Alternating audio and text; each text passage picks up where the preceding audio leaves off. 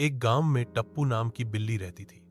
टप्पू को पके हुए आम बहुत पसंद थे, लेकिन पेड़ पर चढ़ना उसे बिल्कुल पसंद नहीं था। एक दिन वह पेड़ के नीचे बैठकर सोच रही थी, काश आम खुद नीचे गिर जाए।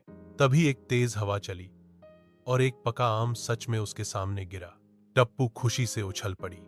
अब रोज वो पेड़ के नीचे बैठती और हवा का इंतजार करती। पर अगले दिन आम नहीं गिरा, फिर अगले दिन भी नहीं। अब टप्पू परेशान हो गई। उसने अपनी चालाकी लगाई, एक लंबी लकड़ी ढूंढी और उससे आम को हल्का सा धक्का दिया और झपाक, आम नीचे गिरा। टप्पू बोली, मेहनत से मिठास और भी बढ़ जाती है। अब टप्पू रोज लकड़ी लेकर आती और म्याऊं म्याऊं करते हुए आम खाती।